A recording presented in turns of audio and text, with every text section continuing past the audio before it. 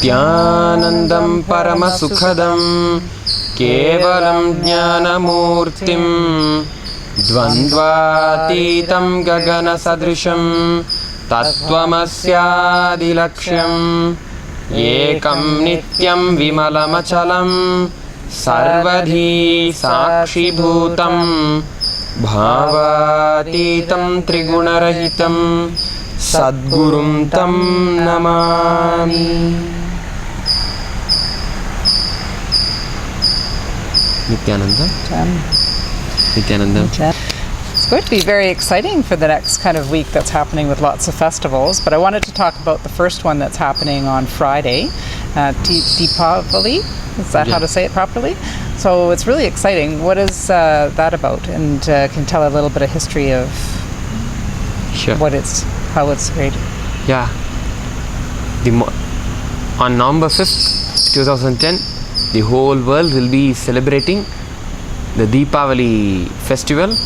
The moment people say Deepavali, everybody will be excited so much because it's a great festivity throughout the world. All Hindus, all people who follow the Vedic culture enjoy the day with complete festivity in their hearts, and there will be huge joy overflowing in each families, and people will be distributing sweets, sharing sweets and new clothes with their relatives, friends and neighbors, and whatnot, lighting firecrackers.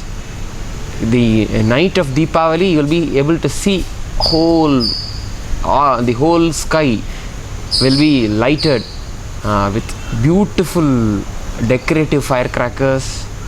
That is the symbol when Deepavali is there. Even if you are asleep, if you are in coma, when you just open up your eyes and see the sky on the night of Deepavali, you will be able to make out, yeah, today is Deepavali day.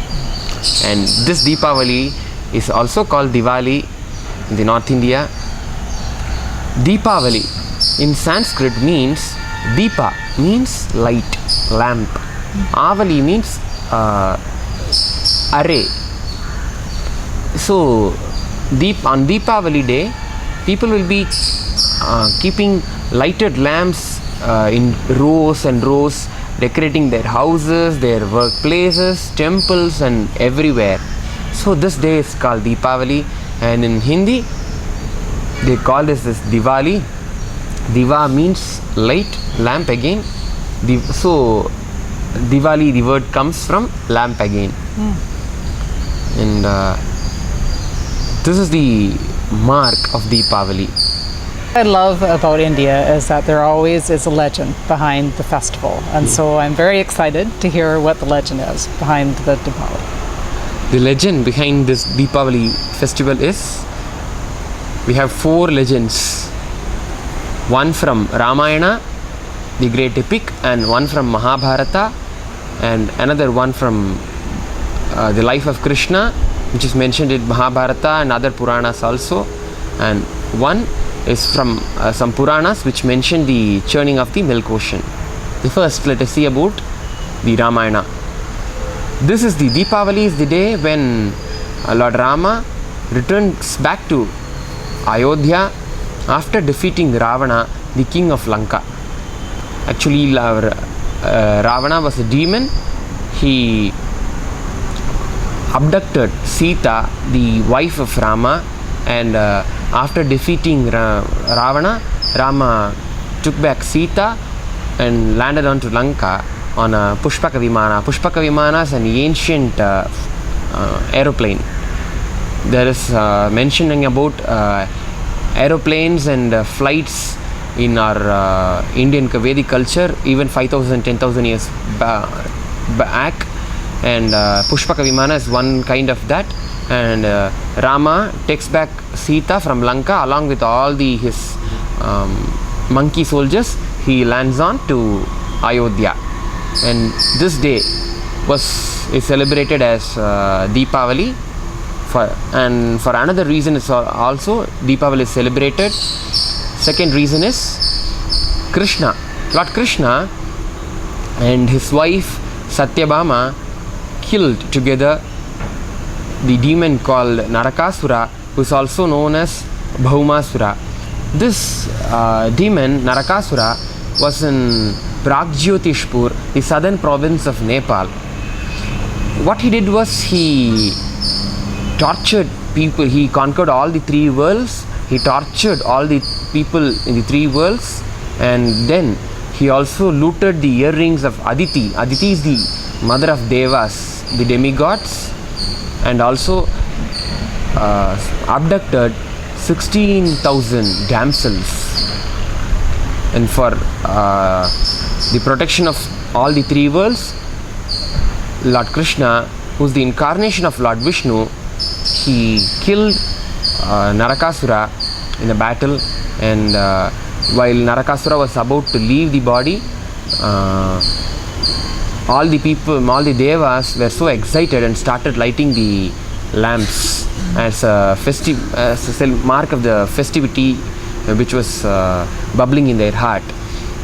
And not only this, just before his last breath, Narakasura prayed to Lord Krishna. He repented for all the mistakes that he did, and he prays that, "Oh my Lord, all that I have done is wrong. Let all the people, I pray that let all the people who take bath on this early morning on this day before sunrise, let them not go to Naraka, the hell," he says. And Lord Krishna grants this boon. And so in all over India, people would take bath early in the morning, like 4 o'clock, 4:30, having an oil bath, keeping sesame oil on their head, and using soap nut powder. They would wash their head, wash their hair. And people who are in the banks of river Ganga, they'll have the great opportunity to have a dip in the river Ganga itself. And this, and also people start lighting the lamps, diyas, in their houses. And people in the banks of river Ganga light the lamps and make the lamps float in river Ganga as a mark of the festivity that all the devas were enjoying. And the third reason why this Deepavali day is celebrated is the Pandavas. Pandavas are the 5 sons of Kunti. The Pandavas are mentioned in the great epic Mahabharata. The Mahabharata war was between Pandavas and Kauravas, the two set of cousins. And after the war, after a period of 13-year exile from the kingdom, Pandavas returned back to their kingdom on this day, Deepavali day. And for this also, for celebrating the noble Pandavas returning back to their kingdom, this Deepavali day is celebrated. And the fourth reason is, on this day exactly, the milk ocean, what we call the Kshirabdi in Sanskrit, or Kshira Sagara, this upon which Lord Vishnu is having the Yoga Nidra, that ocean was churned by both the Devas and the Asuras. Asuras are the demons and Devas are the demigods. Both together churned the ocean, and out of this milk ocean comes out Lord Mahalakshmi, Lord Dhanvantari, and the moon. So many divine things started coming. So to mark the divine emergence of divine beings, this day is celebrated. So what is the spiritual significance of the festival? Yeah, the spiritual significance of this festival Deepavali is nothing but enlightenment. Wondering how? Yes, I'd love to know how. Yeah, sure. As I already told you, the legend behind this Deepavali day, Deepavali festival, is one is Rama winning over, killing Ravana and coming back to Lanka, coming back to his kingdom. And another thing is Lord Krishna killing Narakasura. Let us see one by one. The first, how Swamiji explains about the whole Ramayana. Ravana is the Rajoguna. Rajo is the restless part of your ego. and his brother, Ravana's brother Kumbhakarna, is the tamasic part, the lazy part of your ego, the ego which makes you lazy. And Vibhishana is another brother of Ravana. He represents the sattvic, the quiet, the liberating part of your ego, the part of ego which shows you the path of enlightenment before you get enlightened. The sattvic quality comes up and shows you the path of enlightenment, shows you who the master is and takes you to the master. So as per the Ramayana, Vibhishana, who represents the sattvic part of the ego, comes and surrenders to Hanuman and Rama, and Vibhishana shows exactly how in Lanka, how and where Lord Devi Sita is captured, and how you can sneak in, how you can destroy the fortress of Ravana and win over Ravana. And as per the guidances of Hanuman, Lord Rama kills Ravana. First, actually, when Rama rages war against Ravana, on the first day of the war, Ravana becomes Nirayudhapani. He loses all his weapons, and even Rama could have killed Ravana at that time itself, but because of the law, because of dharma, where no person who is having any weapon, they should not be attacked. This is the Vedic culture. People who are defenseless, they should not at all be attacked, even in a war. So Ravana goes away, and Rama does not know how to kill Ravana. At that time, Lord Hanuman, who is the representation of the master, he teaches Rama and initiates him into Anandagandha Diksha. Anandagandha is the energy center, is a point where all the 7 chakras collapse. It's just the pathway to Anandagandha is just between the Manipuraka chakra and the Anahata chakra, and he tells how to directly unclutch in the Anandagandha so that the ego will be lost, ego will be destroyed. So as per the instructions of Hanuman, Ravana was killed by Rama. Actually, tradition in the mythological, in the legendary Ramayana, it will be mentioned as Ravana's life would be in the Amrita Kalasha, in the pot of nectar, which is in the place of the heart center here, in this place. So Hanuman tells, exactly at that point, shoot your arrow. So by the guidance of the master and by the presence of the master, Rama shoots his arrow exactly on the Anandagandha chakra and gets enlightened, and he gets back his kingdom and gets back the Paramatma, the Sita, and along with Sita he goes back to Lanka, and he blooms as a complete incarnation. So in one dimension of Ramayana, this Deepavali day has a lot of spiritual significance in getting enlightened, and this day actually represents the blooming as an enlightened being. Even as per the other legend, where Krishna kills Narakasura, there also this day always leads us and makes us reminded of the enlightening signs. Actually, Narakasura is the representation of ego.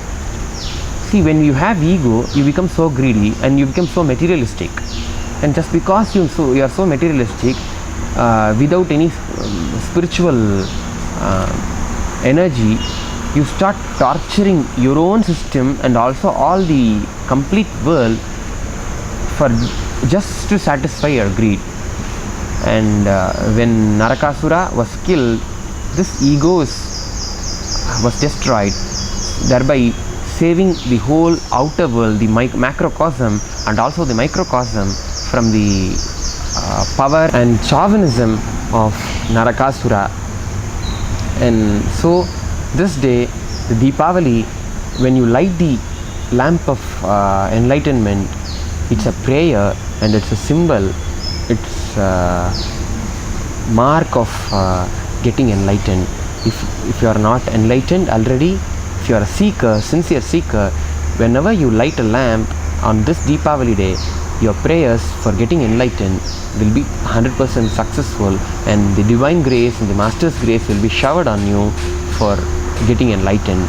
And people who are enlightened, like all the devotees of Nithyananda, Paramahamsa Nithyananda, whenever devotees light, it's a celebration that we are already with a living master, that already we are radiating our enlightenment. So what did then, this is very exciting, so what are the traditional rituals that we'll be seeing during this day?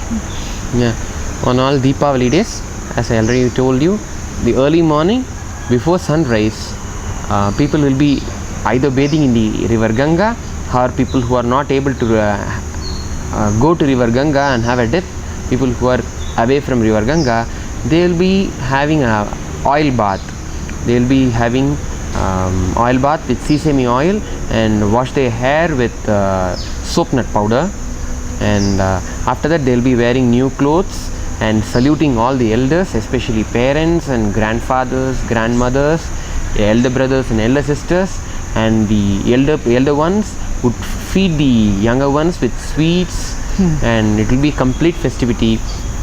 And after that they'll together as a family, people would sit and pray in their own puja rooms in their houses, or go to temples and started lighting firecrackers and share their joy and bliss with the neighbors. And this is how throughout the day would be.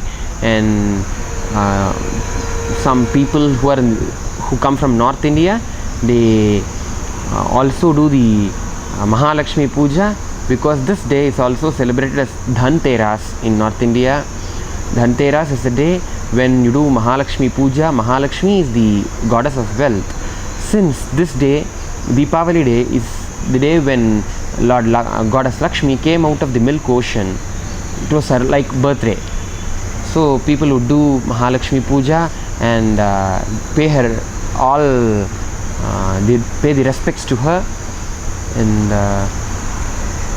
in the Bengali tradition, they will be doing the Kali Puja in the night, and in the evening all the houses will be decorated with lighted small earthen lamps. And if you happen to go to the banks of river Ganga, you'll be seeing the whole Ganga, it's lit with the earthen lamps. All the earthen lamps will be lit and it will be made to float on the water. That'll be so nice. It's a feast for the eyes and also the being. And in Nithyananda Dhyanapitham this year, we are going to celebrate this Deepavali day by doing Shri Vidya Homa and Shri Vidya Puja in the morning. After doing the Mahalakshmi Puja, and then in the evening after the dusk, we will be doing Kali Puja, and a huge great Chandi Homa will be done. And for Nithyananda devotees, this day has a special significance. It's a remarkable day when the mother of the universe, Goddess Parashakti, made us get our enlightened master, made us get our incarnation, our master Paramahamsa Nithyananda, in his own body. Actually, after enlightenment, it is not just an easy job to be settled inside the body. The energy to settle inside the body, the grace of Mata Parashakti, the universal mother, is completely required. And by the grace of Mata Parashakti, Swamiji landed into his body completely on this day. And one more thing is that only on this day, on Deepavali day, after 9 months of silence, Swamiji opened his mouth and blessed the whole world as be blissful. The first sentence first words what Swamiji uttered after the power of energy of incarnation landed into his body is be blissful, and this is the first blessing day of Nithyananda culture, and we'll all be celebrating this day and paying our respects and getting the grace of Mata Parashakti Kali by doing Kali Puja after dusk, and also performing Chandi Homa in the night. This whole night, if anybody is able to sit erect and chant the mantra Om Aim Hreem Kleem Chamundayai Viche, this mantra is powerful enough to awaken the Kundalini Shakti. The Kundalini Shakti is the latent energy which resides in all the human beings. If at all the Kundalini energy is awakened, we will all bloom as great enlightened beings. And this is how we are going to enjoy this Deepavali day in our ashram, Bidadi Ashram in Nithyananda Dhyanapitham. Well, I'm really excited to, and please join us because we'll be doing a lot live, and so that people can join in with us. And so I'm looking forward to celebrating on Friday. Great. Thank you, John.